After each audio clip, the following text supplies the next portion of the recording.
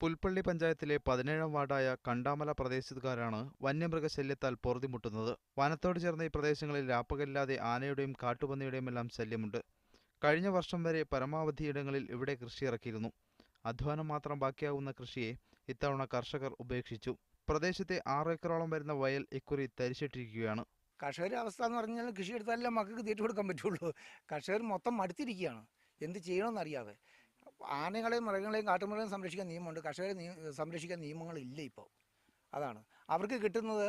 കുറച്ച് കീടനാശിനിയും കിട്ടും, വേനൽക്കാലത്ത് കുറച്ച് രാസവളവും കിട്ടും. അതുകൊണ്ട് കർഷകൻ്റെ ഒന്നും ആകുന്നില്ല. കർഷകന് ഈ രാസവളം ഇത് കിട്ടുന്നത് ഉപയോഗിക്കാനും കഴിയുന്നില്ല.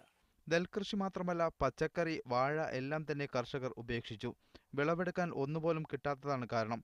കാവൽ കിടന്നിട്ടും പ്രയോജനമില്ല. കൃഷിയിടങ്ങളിൽ മാത്രം ഇറങ്ങിയിരുന്ന ആനകൾ ഇപ്പോൾ വീടുകൾ ആക്രമിക്കുന്ന തരത്തിലേക്ക് കാര്യങ്ങൾ എത്തിയിരിക്കുന്നു.